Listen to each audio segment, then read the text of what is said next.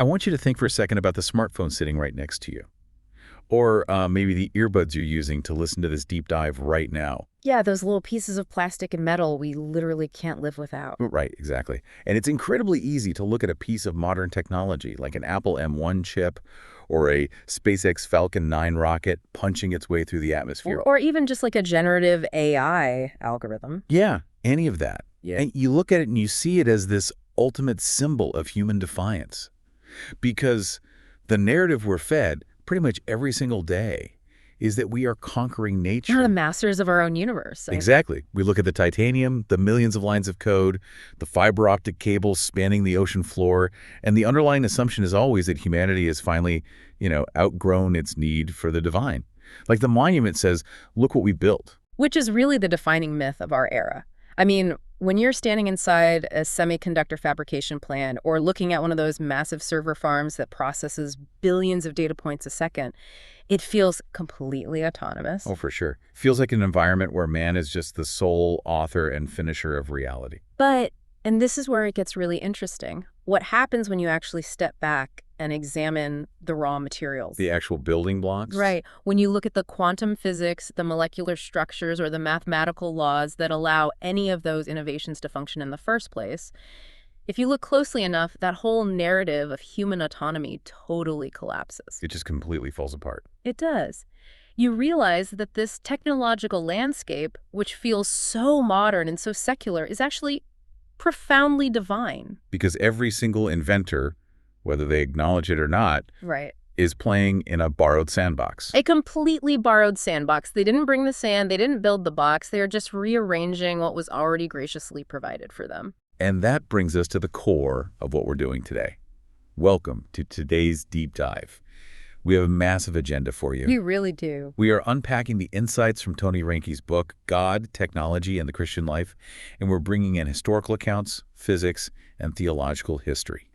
Our mission today is to completely dismantle the idea that God is somehow standing on the edge of Silicon Valley, wringing his hands, intimidated by artificial intelligence or bioengineering. As if God is surprised by an algorithm, right? Exactly. So we're going to trace the invisible hand of the Creator from the very first agricultural tools, through the Bronze Age, through the silicon microchip, all the way to the apocalyptic vision of a future global empire. Because to understand the gadget in your hand right now, or the software dictating your schedule, you really can't start in the 21st century. No, you have to go way further back. Right. You have to start by looking at the original authorial intent of the universe.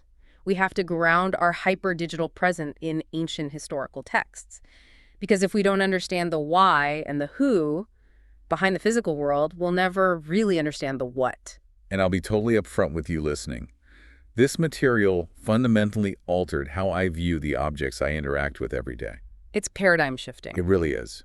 Because I used to fall into that trap of thinking technology was just neutral, just inert stuff. Like it doesn't have a moral compass either way. Yeah, or, on my more cynical days, I just viewed it merely as a secular distraction from spiritual realities.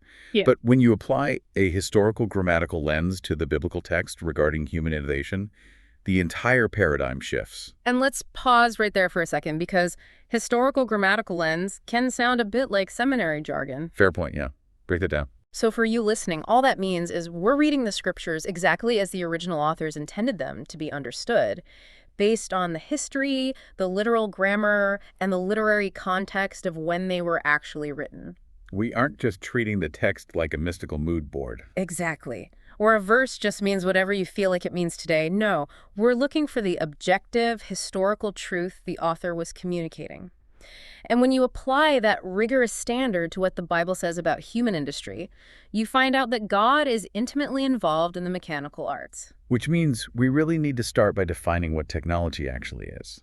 And Reinke gives a phenomenal, just really stripped-down definition. It's so helpful. He says technology is simply applied science and amplified power. Applied science and amplified power. Right. It's art, it's method, it's human know-how. And it's basically baked right into our DNA. I mean, Reinke actually uses his own family tree to illustrate this, which I love. Oh, the Nebraska sprinklers? Yeah. If you drive across the plains of Nebraska, you'll see these massive skeletal structures spanning the fields, center pivot farm sprinklers. Yeah. Millions of acres are watered by them, and a ton of them have the name Reinke stamped on them in these huge metal letters. Because his grandfather and his great-uncles held dozens of patents in agricultural mechanics. Right, and that image of a metal sprinkler in the Nebraska dirt is just the perfect starting point. Because technology isn't just microchips, it's technique. It's mankind taking our native biological limitations and using materials to amplify our power. And when you talk about amplifying power, let's look at the Apple M1 chip for a second, because this just blew my mind when I read it. Oh man, the scale of it is insane. Right. Reinke notes that this tiny little square of silicon is packed with 16 billion transistors. 16 billion on something you can hold on your fingertip. Exactly. Think about the physics of that. Gram for gram, a modern computer chip conducts more energy per second through its microscopic corridors than a volcano or an animal or even the sun. Wait, really? More than the sun? Gram for gram, yes. It is the most energetically active, densely packed transfer of power in the known universe. That is just a staggering reality. It is. I mean, the engineering required to etch 16 billion gates onto a piece of silicon so small it requires extreme ultraviolet lithography. They're literally using light to draw patterns smaller than a virus. That sounds like science fiction. It does, but fundamentally, despite how complex that is, it's exactly the same concept as an ancient tool. It is just amplified power. Which immediately makes me think of David and Goliath. Oh, that's a great connection. Because, when you hear that story in Sunday school, it's almost always framed as the underdog shepherd boy with simple, naked faith versus the Philistine giant who has this advanced military technology. The iron spear, the bronze scale armor. Right, exactly. But if you actually read the text, David wasn't anti-technology. When King Saul tried to put his heavy, sophisticated armor on David, David didn't reject it because it was technological. No, he rejected it because he hadn't tested it. Exactly. He didn't have the technique to operate that specific machinery. So what did he do? He grabbed a different piece of tech. His sling. Which, let's be clear, is a highly lethal piece of ancient engineering. It's not a child's toy. Not at all. A trained slinger in the ancient Near East could hit a target at tremendous distances with the stopping power of a modern handgun. The sling is a mechanical lever. It amplifies the kinetic energy of the human shoulder and arm, transferring that rotational momentum into a dense, smooth stone and firing it at a lethal velocity. So it was never blind faith versus technology. David utilized both faith and physics. Precisely. The sling amplifies the arm's kinetic energy, and the computer chip amplifies the brain's electrical signals. But there's a friction here, right? Because a sling is an isolated tool. A hammer is an isolated tool. What happens when these tools stop being isolated and start merging together? Ah, yeah, you're talking about tachecnium. Right. You brought up this concept from Kevin Kelly, one of the founders of Wired magazine. Break that down for us. So Kevin Kelly coined the term technium to describe how human technology has reached a density where it forms an interconnected ecosystem. It behaves almost like a seventh kingdom of nature. A seventh kingdom. Wow. Yeah, because individual technologies don't just sit in a vacuum anymore. They combine, they mate, and they evolve. Give me an example of how that mating process actually works in real life. Okay, think about the smartphone. Sure.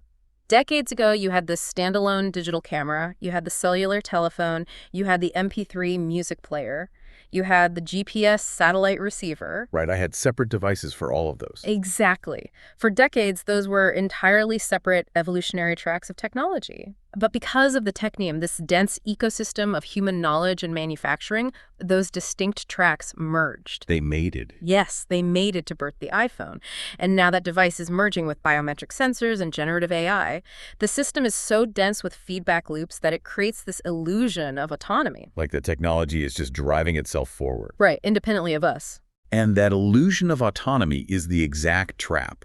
It leads the tech utopians to worship it as a god, and it leads the dystopians to be completely terrified of it as a monster. Because both sides assume the same thing, that the creator of the universe is just sitting in heaven, completely removed from the equation.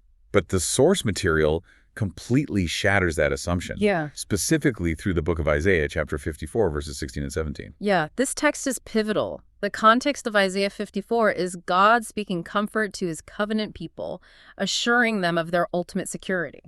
And to prove his absolute sovereignty over their enemies, God makes a theological claim that should completely reorient how we view Silicon Valley. What does he say? He says, "Behold, I have created the smith who blows the fire of coals and produces a weapon for its purpose. I have also created the ravager to destroy. No weapon that is fashioned against you shall succeed." I have created the smith. I have also created the ravager. And the Hebrew word translated as created there is bara. Which is super specific, right?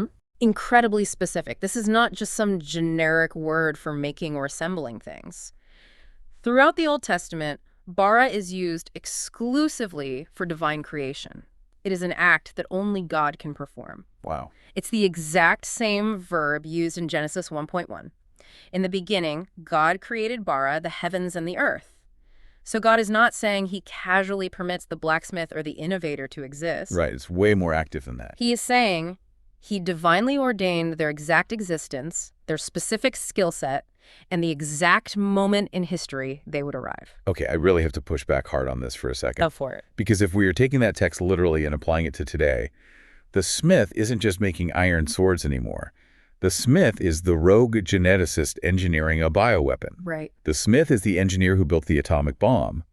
The smith is the cartel chemist synthesizing fentanyl. Yeah, the stakes are much higher. So if God literally ordains the existence and the timing of the ravager, who builds highly destructive technology, how does that not make God the author of evil? Are you saying humans are just meat robots and God is pulling the strings of a tragedy? That is the most critical question we can ask, and it strikes right at the heart of how we understand divine sovereignty. Because it's a huge stumbling block for people. Absolutely. But to resolve it, we have to distinguish between primary causes and secondary causes. Okay, unpack that. God is the primary cause of all things. He works all things according to the counsel of his will, but he sovereignly governs the universe through secondary causes, namely the willful, chosen actions of human beings. Break down how those secondary causes operate without God forcing someone to sin. It comes down to human nature, and honestly, it comes down to understanding that mankind is fallen. We suffer from total depravity, meaning every part of our nature, our mind, our will, our emotions, is corrupted by sin. So we natively want to do things our own way. Exactly. The ravager doesn't need to be forced to ravage. The ambitious, godless tech billionaire desires power, wealth, and autonomy natively. That is what they want to do. God does not inject evil into them. He doesn't have to. Right. Rather, God sovereignly governs their naturally sinful, ambitious desires to ensure that their innovations fulfill his ultimate redemptive timeline. Think of Joseph in the book of Genesis. Oh, that's a perfect parallel. His brothers sold him into slavery out of pure malice. They meant it for evil. But God governed their wicked actions to position Joseph in Egypt to save thousands from famine. God meant it for good. So the creator of the cosmos isn't shocked by the latest AI algorithm or some new nuclear submarine. Not even slightly. God ordained the existence of every tech billionaire, every software engineer, and every metallurgist. He creates the makers and he creates the wielders. That just, it totally reframes the entire timeline of human progress. It puts the weapons forged by the ancient blacksmith, or the algorithms coded by a modern programmer, under his total providential control. They're limited by his decree. He raises them up to accomplish his purposes, and he can extinguish them in a breath. Okay, but that raises a really practical material question for me.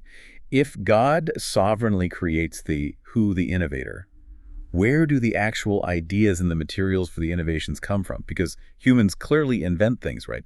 We hold patents. We synthesize things, we do not create them. There is a massive philosophical distinction there. Only God creates out of nothing. The theological term is creatio ex nihilo. Let's define that for the listener, just so we're all on the same page. Sure. Creatio ex nihilo means creation out of absolute nothingness. It means God didn't have a cosmic Home Depot to shop at before he made the universe. Right. The material world does not exist necessarily. It was spoken into existence by the pure freedom, power, and generative love of the triune God.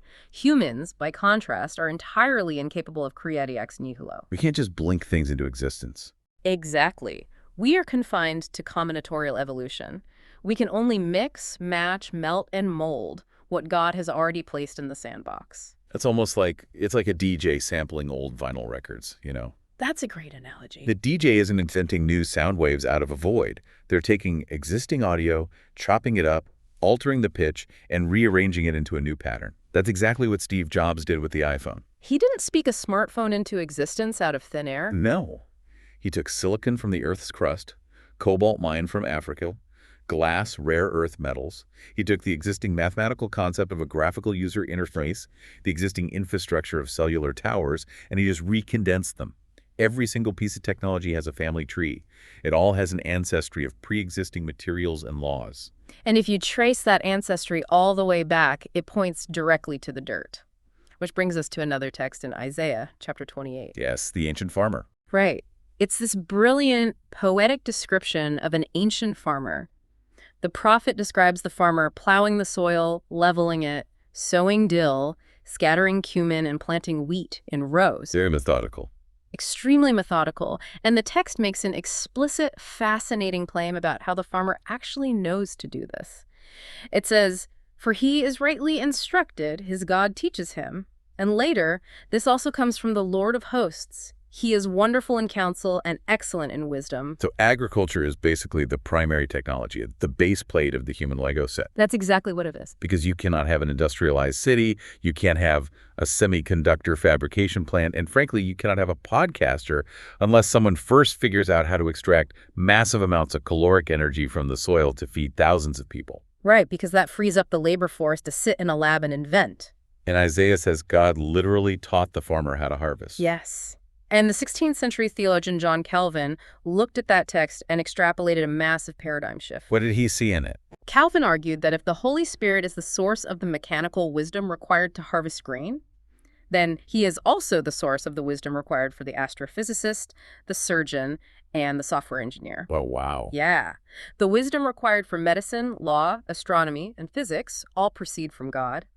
The patterns were literally pre-coded into the universe. Give me a concrete example of a pre-coded pattern. Like, how does an inventor discover something that was already there? Okay, take Daniel Bernoulli, the 18th century mathematician. He published the principles of fluid dynamics, Bernoulli's principle, which explains how an airplane wing generates lift by creating low pressure above the wing and high pressure below it. Right, the reason planes can actually fly. Exactly. But Bernoulli didn't invent that law. He didn't impose his will on the atmosphere to make air behave that way. He discovered a mathematical pattern that Christ, the second person of the Trinity, wrote into the atmosphere when he formed the cosmos. It was already there waiting to be found. Exactly. Or look at Konstantin Tsiolkovsky, who formulated the rocket equation in 1903. He was simply uncovering the mathematical reality of mass, velocity, and exhaust that God had already established. Apart from the inerrant, sustaining word of God holding the universe together, there is no physics, there is no chemistry, there are no microprocessors. So we're essentially just discovering the guide rails that were laid down at the foundation of the world. That's a perfect way to put it. But here is where the history of innovation gets really weird, and I want your take on this. If God is the one releasing this knowledge, how do we explain simultaneous invention? Oh, this is a fascinating debate. Right, I'm talking about the phenomena where two different guys on opposite sides of the world who have absolutely zero contact with each other invent the exact same thing at the exact same time. Like calculus. Yes. Isaac Newton and Gottfried Wilhelm Leibniz both developed calculus independently in the late 1600s, or oxygen. Joseph Priestley and Carl Wilhelm Scheele discovered oxygen independently within a year of each other. How does that actually happen? Historians debate this endlessly. They contrast heroic invention with simultaneous invention. And how does the biblical worldview handle that? It accommodates both perfectly, because both are governed by God's sovereign timing. Heroic inventors are those solitary geniuses who kickstart an entire industry. Think of Cain's lineage in Genesis 4. Oh, right. Jabal, Jubal, and Tubal-Cain. Exactly. You have Jabal, the father of nomadic herding, Jubal, the father of the music industry, the lyre and pipe, Tubal-Cain, the forger of instruments of bronze and iron. These were specific, historical individuals appointed by God to be the patriarchs of those technologies. So they were essentially the Steve Jobs and Nikola Teslas of the ancient world. Exactly. But simultaneous invention, like Newton and Leibniz, proves something even more profound. Which is? It proves that technological progression is like a dam of inevitability, entirely controlled by divine decree. When it is God's appointed time in human history for steam power to be harnessed or for calculus to be understood, he releases that knowledge. He just lifts the veil. Yes. He lifts the veil, and multiple minds discover the pre-coded pattern simultaneously. We do not force God's hand through our brilliance. We discover what he has prepared precisely when he allows civilization to have it. Okay, I track with that. God releases the knowledge, God provides the raw materials. And it's a gift of common grace to help us push back the thorns and thistles of the curse we earned in the Garden of Eden. Right, because a tractor is infinitely better than breaking your back with a hand plow. And penicillin is better than dying of a minor infection. Absolutely.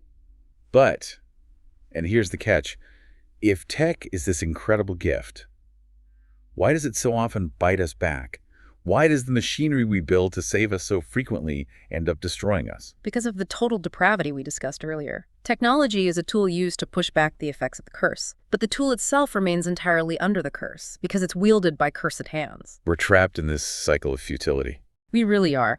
There is a profound quote from the French philosopher Paul Virilio that Reinke highlights. Virilio said, "When you invent the ship, you also invent the shipwreck. When you invent the plane, you also invent the plane crash. And when you invent electricity, you invent electrocution." Wow.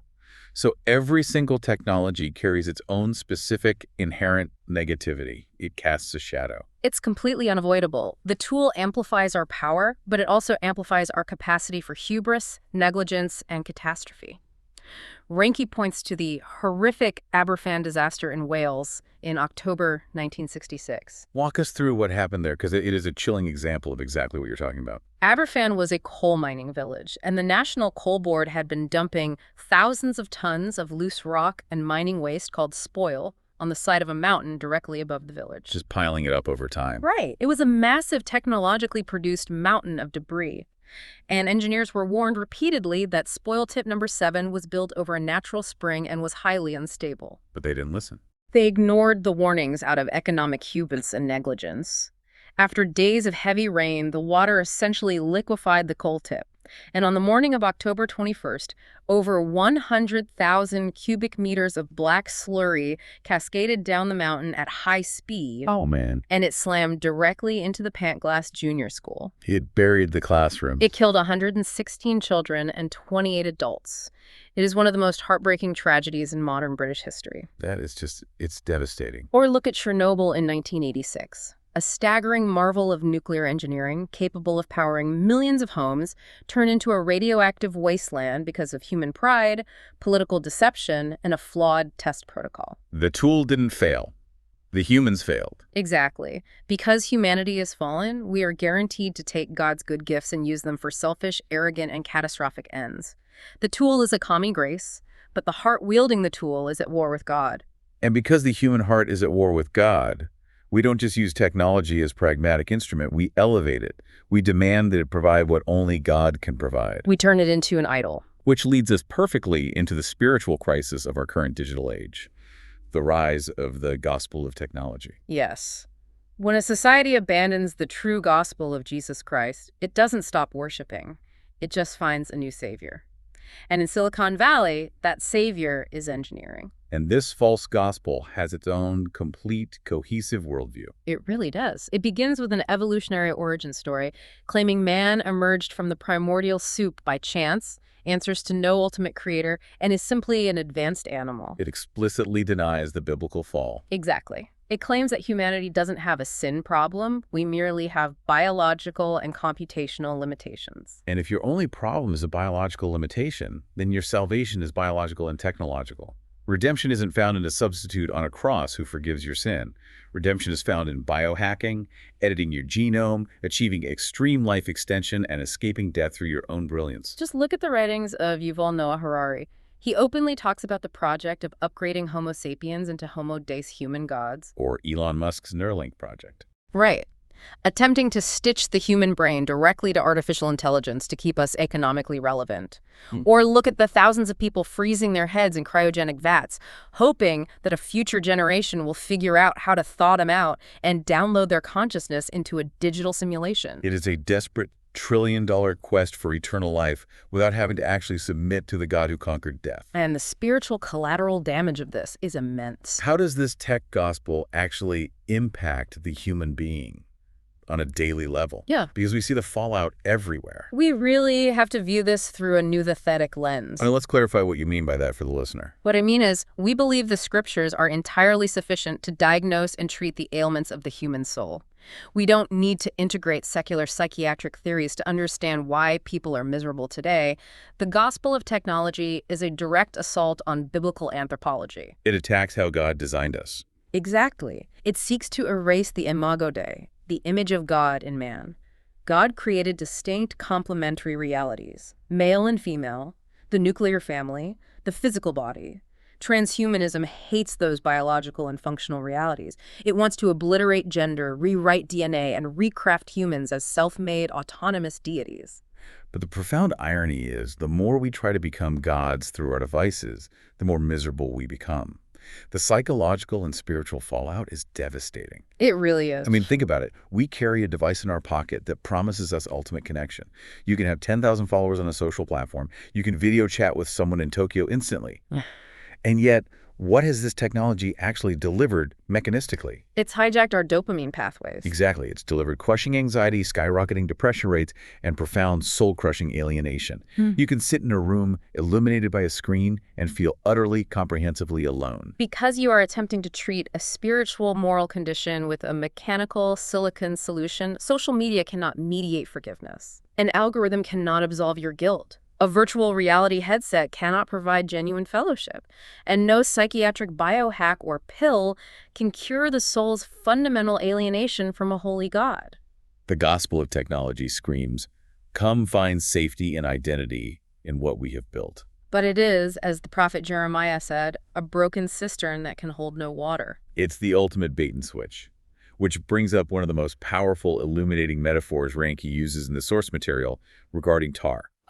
This is such a good comparison. Right. If you read the early chapters of Genesis, you see the exact same material tar, or pitch, used in two major technological projects. Noah used tar, and the builders of the Tower of Babel used tar. So the raw material isn't the issue. No, it's the spiritual orientation of the heart using the tool. Exactly. Break that down for us. Okay, Genesis 6, God commands Noah to build the ark and cover it inside and out with pitch tar to waterproof it.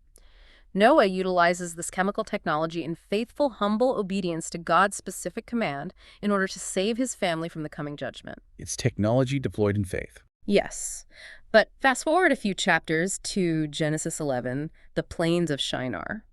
The builders of Babel invent fired bricks, and they use tar for mortar. Same material, same sandbox. A totally different motive. Completely different. Their motive is arrogant rebellion. They say, "Come, let us build ourselves a city and a tower with its top in the heavens, and let us make a name for ourselves, lest we be dispersed over the face of the whole earth." They were actively defying the cultural mandate to fill the earth. They wanted to concentrate their power and build a monument to their own autonomy. It's technology used by a heart of stone versus technology used by a heart of flesh. But God's response to the Tower of Babel is fascinating. Yeah. He doesn't annihilate the builders. He doesn't rain fire down on the tower. He hacks their communication network. He introduces a profound cross-cultural limiter. God says, "Behold, they are one people, and they have all one language, and this is only the beginning of what they will do. And nothing that they propose to do will now be impossible for them." So God scrambles their language. He introduces linguistic friction. Yes, friction that completely halts their supply chain and their engineering collaboration. He forces them to scatter. And this was an incredible mercy. How is confusing their language a mercy? Because that scattering created a biodiversity of cultures that prevents any single, unified global technological tyranny from taking over humanity too quickly. The tension between different cultures, some adopting technology rapidly, some resisting it, some using different operating systems and languages, acts as a divine safety valve. It limits the speed at which fallen man can destroy himself. But Babel is just one example. The ultimate, absolute zenith of God hacking human technology is not the scrambling of languages, it is the cross. This is perhaps the most awe-inspiring reality we can contemplate. Think deeply about the Roman cross. It was a piece of brutal imperial human technology. It wasn't just two random pieces of wood. No, it required advanced metallurgy to forge the iron spikes in the sledgehammer. It required structural engineering to lift a human being and secure the timber. And the biomechanics of it. It was precisely engineered to induce maximum agony, to sever the median nerve, and to force the victim to asphyxiate slowly over hours or days. It was designed to assert total human dominance, to torture, and to publicly humiliate anyone who defied the power of the state. It was the absolute worst, most sadistic invention of the human mind. The ultimate expression of the ravager. And yet, God sovereignly hacked it. in the ultimate display of irresistible grace and divine sovereignty, God took man's most sadistic technological invention and used it as the precise instrument to secure the salvation of his elect. The ravager forged the nails. The Roman Empire built the cross. The total depravity of the religious leaders demanded the execution. But God governed the entire event. At Calvary, God took what was intended for absolute, unmitigated evil and turned it into the redemption of his church. The cross proves that no human technology, no matter how wicked or powerful, can ever outmaneuver the sovereign will of God. That reality should completely steady us when we read the news. Absolutely. Yeah. But we do have to recognize that the spirit of Babel, that rebellious drive to build a monument to human self-sufficiency, it didn't die when God confused the languages. It just multiplied. It spread out into the cities of man. Which brings us to the ultimate technological empire, Babylon. Right.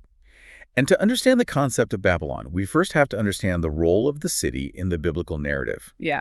Because cities are fundamentally technologies themselves. They are massive macroprocessors. A city concentrates human energy, financial capital, talent, and innovation into a small geographical footprint to maximize output.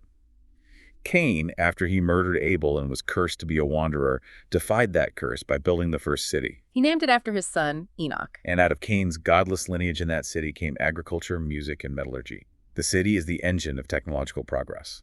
But there is a massive amount of common grace at work in cities, right? Even though they're often hotbeds of secularism and godlessness, God utilizes them. He absolutely does. God frequently uses godless innovators and their concentrated urban wealth to build technologies that ultimately serve the church. Think of the Roman Empire. The Roman roads. Yes. They built a vast, technologically advanced network of paved roads specifically for military conquest and taxation. But God used those exact roads so the Apostle Paul and the early church could spread the gospel across the known world at an unprecedented speed. And today, Silicon Valley built the internet and encryption software for commerce, data extraction, and entertainment. But God uses that exact infrastructure so a local plurality of elders can securely communicate to shepherd their flock or to stream sermons to underground churches in closed countries. The wealth of the wicked is stored up for the righteous. But we know from the biblical text that this common grace has an expiration date. It does, because the cities of man eventually culminate in an entity referred to as Babylon the Great, particularly in Revelation 18. And I want to be really clear about how we are interpreting this. Right. Some people read Revelation and say, well, Babylon is just a poetic metaphor for generic greed. How do we view this? We approach this through a dispensational lens, meaning we take prophetic literature literally unless the text explicitly indicates it is purely symbolic. We believe Babylon in Revelation 18 represents a literal, future, global, tech-driven political and economic empire. It is the final culmination of the gospel of technology. If you read the chapter, it describes a system characterized by immense luxury, global maritime commerce, and absolute self-sufficiency. Babylon boasts in her heart, "I sit as a queen, I am no widow, and mourning I shall never see." It's the ultimate transhumanist boast. She genuinely believes she has conquered death, grief, and vulnerability through her own wealth and technological prowess. And the text gives us a literal, chilling inventory of her cargo. It lists gold, silver, jewels, pearls, fine linen, purple, silk, scented wood, ivory, cinnamon, spice, wine, oil, cattle, sheep, horses, and chariots. It is the ultimate global supply chain. But the list ends with the darkest commodity of all. Revelation 18.13 ends the cargo manifest with, and slaves, that is, human souls. That is the terrifying endpoint of a society that worships technology. The ultimate technological society inevitably commodifies the human being. It strips away the imago Dei. It treats the eternal soul as just another data point, just another battery to power the economic machine. We see the seeds of this right now with the acceleration of dataism, where human behavior is mined and sold by algorithms. And in the horrific realities of global human trafficking facilitated by digital networks. But Babylon's reign is not eternal. The text says her judgment is swift and catastrophic. Her plagues come in a single day, and her massive wealth is laid waste. in a single hour. The merchants and the shipmasters of the earth stand far off and weep as they watch the smoke of her burning because their economic engine is completely destroyed.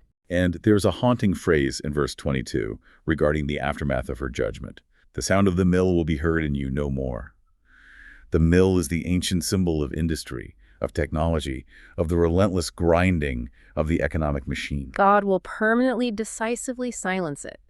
King's lineage of godless innovation finally hits a brick wall. So if that is the ultimate destiny of the tech city, if Babylon is destined to burn in a single hour, there is a massive temptation for the listener to say, I'm out. I'm throwing my smartphone in the river, selling my car, moving to a cabin in the woods, and completely opting out of society. It's a tempting thought, the desire to escape the contamination of the culture, but that is not what God commands us to do. Why shouldn't Christians just completely isolate themselves from modern technology? We have to look at the prophet Jeremiah chapter 29. The Israelites were literally exiled into the ancient city of Babylon, the very epicenter of pagan, godless culture, idolatry, and advanced ancient technology. Belly the beast. Right.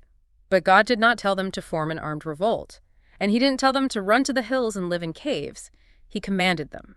Build houses and live in them. Plant gardens and eat their produce. Take wives and have sons and daughters.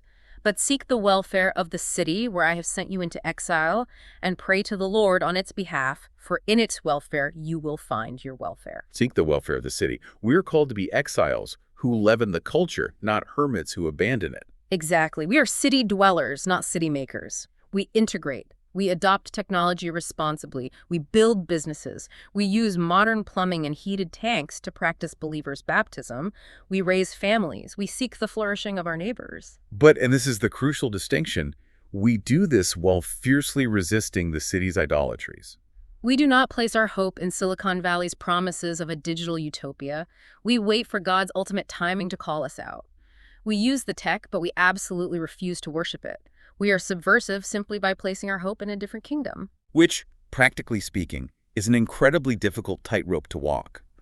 While we wait for the ultimate conclusion of human history, how do we practically navigate our daily lives? It's noisy out there. It is. We have algorithms trying to hijack our attention, emails demanding immediate responses, and AI threatening entire job sectors. How do we actually find wisdom in this environment? For that, Reinke takes us to the book of Job, chapter 28. It is one of the most vivid, poetic descriptions of human ambition and technological prowess in all of ancient literature. The imagery in Job 28 is incredible. Job describes an ancient miner. And we really need to think about what mining meant thousands of years ago. It was the ultimate high-risk, high-reward startup venture. The farmer stays on the surface, dealing with the weather. But the miner says, I am going to cut a hole in the crust of the earth, tie a rope around my waist, and swing down into pitch-black darkness. Job says they put an end to darkness. Searching out the farthest limit for ore in gloom and deep darkness, they are cutting channels in the solid rock, overturning mountains by the roots, damming up underground streams so they don't drown. It is human engineering and raw ambition on full display, completely defying the circadian rhythms of the sun, all to extract gold and sapphires. It is the ancient equivalent of colonizing Mars. It represents mankind's insatiable, brilliant drive to penetrate nature's deepest secrets and extract wealth. But Job's point in highlighting all this engineering is profound. He says you can employ all the genius in the world. You can dig to the very center of the earth and extract billions of dollars in precious gems, but you will not find wisdom down there. He writes, the deep says, it is not in me, and the sea says, it is not with me. Because wisdom isn't empirical. You cannot put it under an electron microscope. You cannot write a Python script to generate it. Science and technology deal exclusively with facts, mechanisms, and capabilities. They tell you what you can do. They do not deal with values, meaning, or what you ought to do. As Job 28 concludes, behold, the fear of the Lord, that is wisdom, and to turn away from evil is understanding. True wisdom is not extracted from the earth. It is revealed from above by the Creator. You can be the smartest software engineer in Silicon Valley. You can sell your tech startup for $1 billion, and you can still be a complete, utter fool who doesn't understand the purpose of your own existence. Without the fear of the Lord, our technology just amplifies our foolishness at scale. So the goal is to use the tools with wisdom, fearing the Lord. But let's fast forward to the end of the story. When Christ returns and the New Jerusalem descends, what happens to all this stuff? Does human technology just disappear in the fire? Do we revert back to a primitive agrarian garden state, running around naked in the woods forever? This is a fascinating theological debate. But relying on texts like Isaiah 60, which speaks of the wealth of the nations being brought into the gates of the city of God, Reinke leans into the view of eternal continuity. We believe in a physical, bodily resurrection. We believe in a material new heavens and new earth. Christ is the great recapitulator. He doesn't just scrap the human project in frustration, he completely redeems it. So the ingenuity of human tools actually continues. It is highly likely that technology will continue into eternity, but perfectly redeemed. It will be completely cleansed of the curse, cleansed of futility, and totally purged of human sin. Imagine working, building, exploring, and creating without the resistance of the fall. No planned obsolescence, no pollution, no using tools to exploit or oppress others. We will use the perfected tools of the new creation to serve one another and to explore the limitless sandbox of the Creator in a state of unhindered eternal joy. That is a breathtaking vision of the future. But until we get there, we need some practical wisdom for you listening, navigating today. How do we live with tech wisdom right now? Reinke synthesizes several actionable principles. First, we can look to the Amish. Not to copy their 19th century aesthetic, obviously. No, but to understand their core underlying principle. The Amish evaluate technology based on community health, rather than blind consumerism. Before they adopt a new tool, they ask, will bringing this into our community make us more connected to each other or more isolated? We should be selectively adopting tech that fosters real communion and local fellowship, not just superficial digital connection. Which means we don't have to be the first one to buy the new spatial computing VR headset just because Apple released it. We can evaluate it first. Exactly. Second, we must fiercely guard our Sabbath rest. The world tells us to accelerate, to become hyperprocessors, to merge our rhythms with the machine. We must actively refuse to become machines. You process slower than computers, and that is a design feature by our Creator, not a bug. God made us finite, physical beings with souls. Pausing our productivity to rest and worship with the local gathered church is a profound act of defiance against the gospel of technology. It declares that our value is not tied to our output. And finally, we have to recognize what Reinke calls God's limiters. Yes.